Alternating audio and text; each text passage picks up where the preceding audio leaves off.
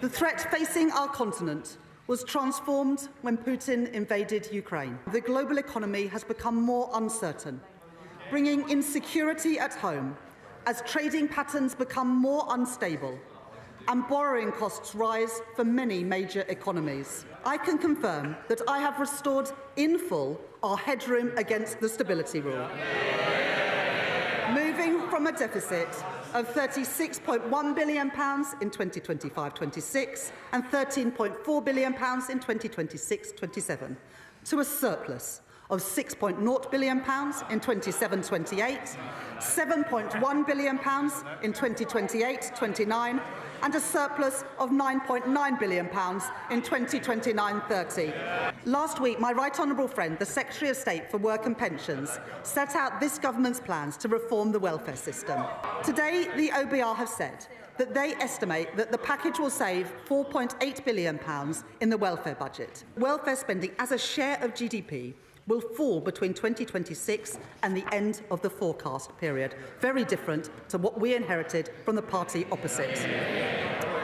We are reforming our welfare system, making it more sustainable, protecting the most vulnerable, and most importantly, supporting more people back into secure work, lifting them out of poverty.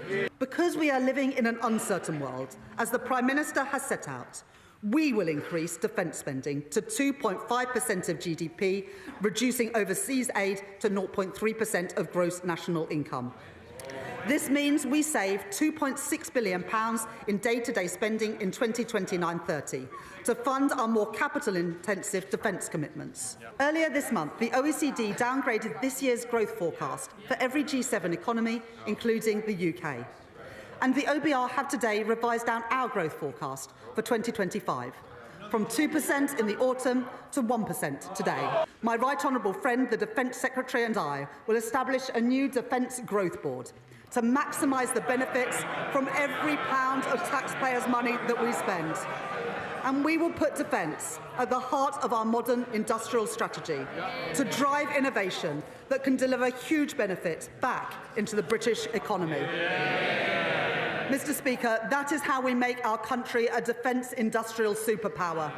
In my first week as Chancellor, I announced that we were pursuing the most ambitious set of planning reforms in decades to get Britain building again. And in December, we published changes to the National Planning Policy Framework, driven forward tirelessly by my right honourable friend, the Deputy Prime Minister. Reintroducing mandatory housing targets and bringing grey belt land into scope. The OBR have today concluded that these reforms will permanently increase the level of real GDP